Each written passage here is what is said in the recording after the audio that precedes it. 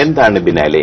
കേരളത്തിൽ അതിന്റെ പ്രസക്തി ഇപ്പോൾ ബിനാലെ കൊണ്ടുവരാനുള്ള കാരണം ഈ കനായ കുഞ്ഞിരാമനെ പോലെയുള്ള കേരളത്തിലെ പ്രമുഖരായ കലാകാരന്മാരെ അമ്പരിപ്പിച്ചതും അവരെ അസ്വസ്ഥരാക്കിയതും 73 കോടി രൂപയുടെ ഈ വലിപ്പമാണ്. ഈ പ്രൊജക്ടിനെ എതിർക്കുന്നവരുടെ ഒരു ആവറേജ് ഏജ് എടുത്ത് നോക്കിക്കഴിഞ്ഞാൽ ഞങ്ങളുടെ കണക്കനുസരിച്ച് 55 അപ്പൊ ഒരു പുതിയൊരു ജനറേഷന് ഇത്തരം പ്രൊജക്ടുകളോട് വലിയൊരു താല്പര്യമുണ്ട്. 3.5 കോടി രൂപ മുടക്കിയിട്ട് ആ ദർബാർ ഹാളിൽ ഒരാൾ പോലും ഈ ചിത്രപ്രദർശനം കാണാൻ വരുന്ന രീതിയിലുള്ള ഒരു വസ്തുക്കളോടെ വെച്ചിട്ടില്ല.